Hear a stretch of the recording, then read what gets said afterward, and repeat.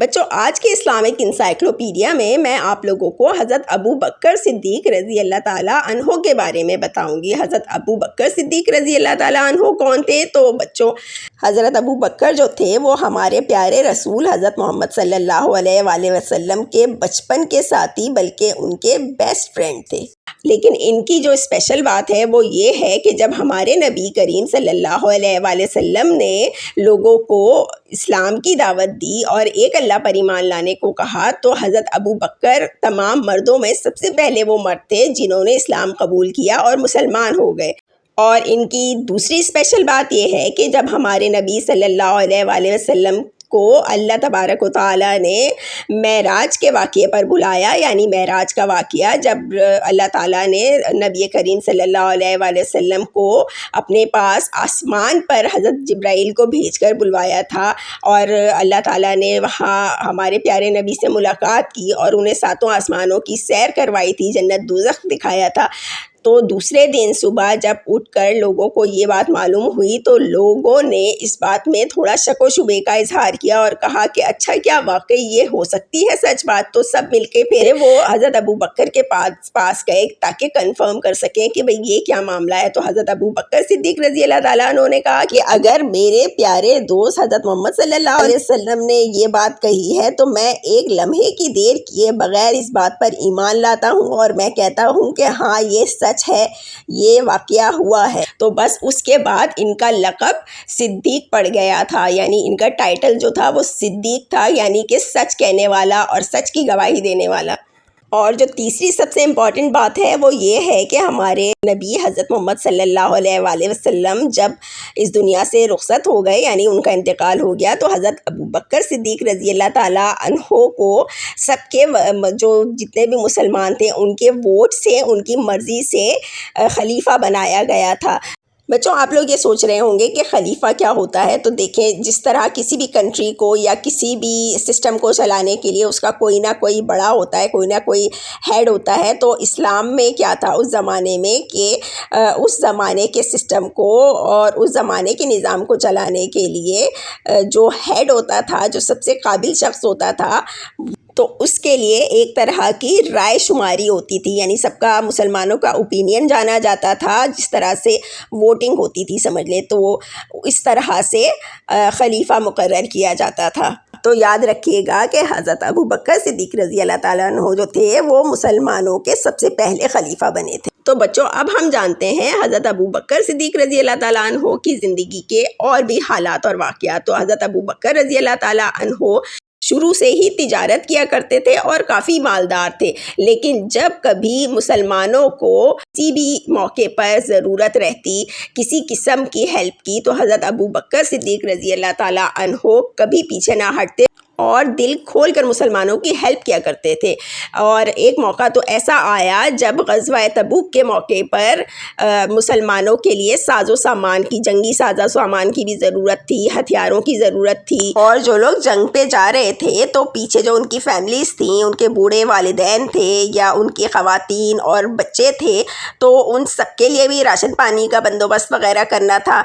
تو اس موقع پر حضرت ابو بکر صدیق رضی اللہ تعالیٰ عنہ اپنا سارا مال اسباب، سارا سامان اور دولت لے آئے اور ہمارے پیارے نبی حضرت محمد صلی اللہ علیہ وآلہ وسلم کے قدموں میں لا کر رکھ دی اور کہا کہ یہ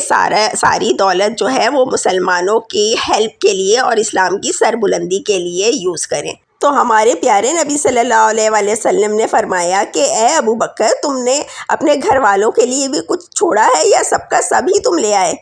تو اس موقع پر حضرت ابو بکر صدیق رضی اللہ تعالیٰ عنہ نے پتہ ہے کیا بتایا؟ انہوں نے کہا کہ اے اللہ کے پیارے نبی، میرے لیے اور میرے گھر والوں کے لیے تو اللہ اور اللہ کا رسول ہی کافی ہیں۔ اب یہ دیکھیں انہیں کتنا زیادہ ہمارے نبی صلی اللہ علیہ وسلم کی ذات سے محبت تھی اور کتنا زیادہ وہ ان کا ساتھ دیتے تھے کہ انہوں نے اس بات کی بھی پرواہ نہیں کی کہ پیچھے میرے گھر والوں کے لیے یا میرے لیے کچھ بچا ہے کہ نہیں بچا، اور وہ سب کا سب لا کے انہوں نے حضور پاک صلی اللہ علیہ وسلم کے قدموں میں ڈھیر کر دیا اور کہا کہ نہیں، آپ اس سے مسلمانوں کی ہیلپ کریں۔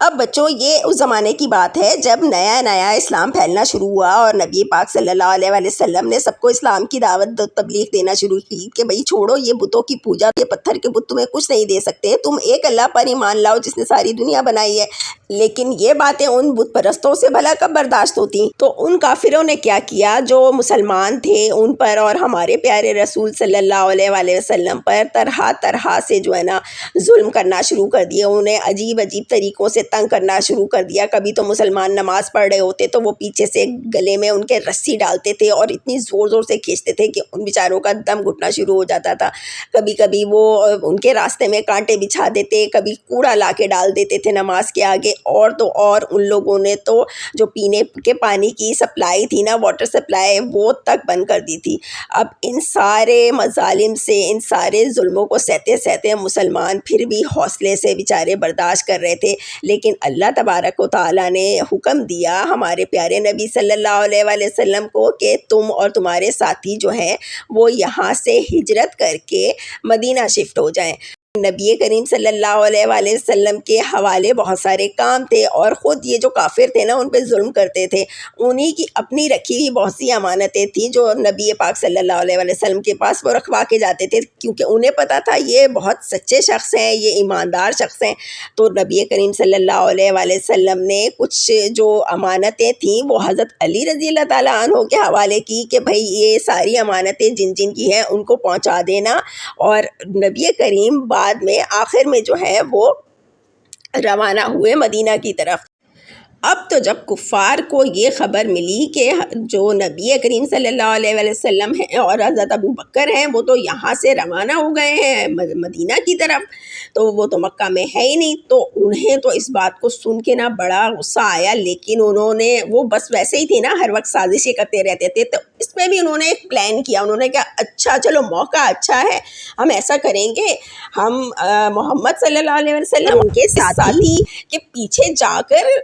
ان کو فالو کریں گے، ان کا پیچھا کریں گے، اور راستے میں ہی جو ہے نا ان دونوں کو نعوذ باللہ ہم ختم کر دیں گے۔ لیکن اللہ تعالیٰ کو اپنے پیارے نبی صلی اللہ علیہ وسلم اور ان کے ساتھی کی زندگی منظور تھی، تو مکہ کے قریب ہی سور نامی غار کے ایک پہاڑ کے اندر نبی کریم نے اور حضرت ابو بکر نے پناہ لے لی۔ تب اللہ کریم نے ایک مکڑی کو حکم دیا کہ اس غار کے انٹرنس وے پر ایک جالا بنا دے، اور اس طرح سے مکڑی نے وہاں پہ جالا بن دیا۔ جب کافر آئے وہ یہ سمجھے کہ یہاں سے تو کوئی گزرا ہی نہیں ہوگا، یہاں پہ تو مکڑی کا جالا لگا ہوا ہے، تو یہ کہہ کر وہ ناکام و نامراد واپس مکہ لوٹ گئے۔ اور حضرت ابو بکر رضی اللہ تعالیٰ عنہ تو دیکھیں اس موقع پر بھی ہمارے نبی کے ساتھ سائے کی طرح رہے، انہوں نے ایک لمحے بھی پیارے نبی کا ساتھ نہیں چھوڑا۔ بچوں ویڈیو سم اپ کرنے سے پہلے اب ہم دیکھ لیتے ہیں کہ جو حضرت ابو بکر صدیق رضی اللہ تعالیٰ عنہ تھے، جب وہ خلیفہ بنے تھے، میں نے آپ لوگوں کو بتایا ویڈیو کے شروع میں، تو خلیفہ بننے کے بعد انہوں نے سارا نظام کیسے چلایا، تو حضرت ابو بکر صدیق رضی اللہ تعالیٰ عنہ نے نہایت ایکسیلنٹ طریقے سے، نہایت عمدگی سے سارا کا سارا نظام چلایا۔ ان کے زمانے میں عراق اور شام یعنی سیریا، اس پر بھی مسلمانوں کی حکومت قائم ہو گئی تھی، اور بہت سارے چھوٹے چھوٹے مسئلے مسائل بہت انہوں نے سارے سلجھا دیے تھے تاکہ مسلمان خوب ترقی کریں، خوب پھولے پھلیں۔ اور ساتھ میں انہوں نے جو ان کی اسٹریٹجی تھی جنگ کی، کیونکہ ایرانی اور جو رومنز تھے وہ ہر وقت مسلمانوں کے ساتھ جنگ کرنے پہ آمادہ ہوتے تھے، تو ان دونوں ملکوں کے لیے بھی جو ان کی اسٹریٹجیز تھیں وہ اتنی کامیاب ہوئیں کہ ایون کہ ان کے انتقال کے بعد بھی جو تھی اسی اسٹریٹجی کے مطابق جنگیں لڑی گئیں اور آخرکار کامیابی ہوئی۔ اور دوسری جو اہم بات ہے وہ یہ ہے کہ جب ہمارے نبی صلی اللہ علیہ وسلم اس دنیا سے رخصت ہوئے، یعنی انہوں نے انتقال فرمایا، تو جتنے جو ایسے قبیلے تھے جو اس وقت تو چپ کر کے مسلمان ہو گئے تھے، لیکن ان کے انتقال کے فوراً بعد وہ قبیلے دوبارہ سے مرتد ہو گئے۔ مرتد مطلب ہوتا ہے جو دوبارہ سے اسلام سے ہٹ گئے، اور کسی نے تو زکوٰۃ دینے سے انکار کر دیا، کسی نے نعوذ باللہ جھوٹی نبوت کا دعویٰ کیا، تو حضرت ابو بکر نے ان سب سے نہایت سختی کے ساتھ نمٹا اور ان سب کو اس سارے کے سارے فتنے کو ختم کر دیا، تاکہ آج کے بعد سے کوئی بھی دین اسلام کے اندر کسی قسم کی تبدیلی نہ کر سکے۔ اچھا، اب حضرت ابو بکر صدیق جو تھے وہ خود کیا لیتے تھے بطور جو خلیفہ مقرر ہوئے تھے، وہ خود کیا سیلری لیتے تھے؟ بھئی وہ بہت سادہ زندگی بسر کرتے تھے، سمپل کھانا کھاتے، سمپل لباس پہنتے، حالانکہ وہ کتنے ان کی کتنی دولت تھی، لیکن انہوں نے سب اسلام کے لیے وقف کر رکھی تھی، تو اس لیے وہ صرف کچھ درہمی، چند درہمی اپنے لیے سیلری لیتے تھے۔ درہم اس زمانے کی کرنسی ہوتی تھی۔ تو بچوں، حضرت ابو بکر صدیق رضی اللہ تعالیٰ عنہ جو اسلام کے پہلے خلیفہ بھی تھے اور ہمارے پیارے نبی حضرت محمد صلی اللہ علیہ وآلہ وسلم کے گہرے ساتھی بھی تھے۔ ان کو انتقال کے بعد ہمارے نبی صلی اللہ علیہ وآلہ وسلم کی قبر مبارک کے ساتھ ہی دفن کیا گیا، یعنی ہمارے نبی کی قبر مبارک کے ساتھ ہی حضرت ابو بکر صدیق رضی اللہ تعالیٰ عنہ کی قبر مبارک بھی ہے۔ بچوں، اگر آج کی ویڈیو آپ لوگوں کو اچھی لگی ہے تو میرے چینل کا نام ضرور یاد رکھیے گا، جو کہ ہے کڈس کہانی فن،